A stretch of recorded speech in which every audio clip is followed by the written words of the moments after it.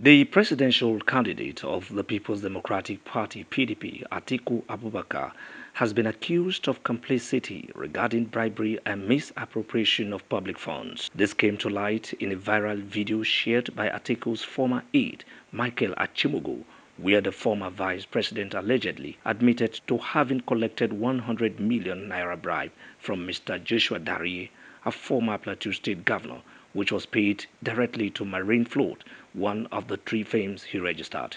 Prior to this development, the media directorate of the All Progressives Congress Presidential Campaign Council deems it fit to address a news conference on the saga. Those SPVs were companies Atiku admittedly registered upon assumption of office as vice president with the approval of President Olusegun Obasanjo, using trusted allies as shareholders and directors.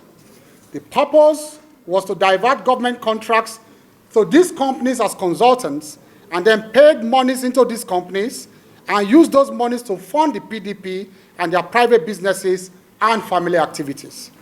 We can all vividly recall that during that tenure, both President Olusegun Obasanjo and Atiku Abubakar built the Bell University and American University respectively. Now, we know where those funds came from. They came from the SPVs.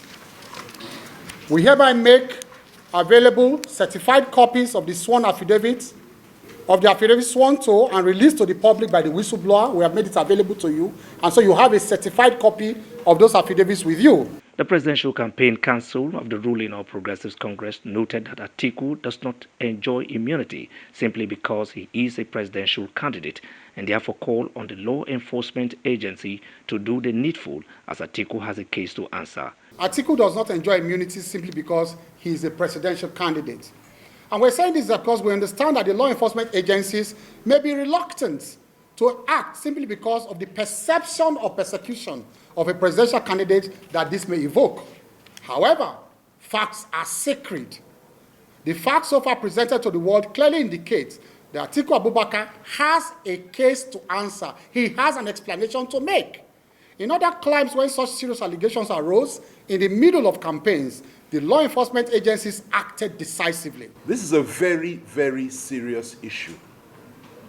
And it's an issue that touches and concerns the nature of society that we are in. And it's very painful for me particularly to hear about these things. But when I heard the voice of the former vice president of a government which I served, talking about SPVs and slush funds and siphoning money and a clever way to steal, and I asked myself, why is it that some people can do these things with such impunity and nothing happens to them, whilst others would have done nothing at all and everything bad happens to them? This is not the kind of society we want or that we worked for. Why haven't you seen them like you saw all of us coming out blazing, firing from all hips when our own principal was falsely accused on spurious allegations and all of that? And we came out with defense, strong defense. They haven't done that. In fact, that is a testimony to the authenticity of these allegations.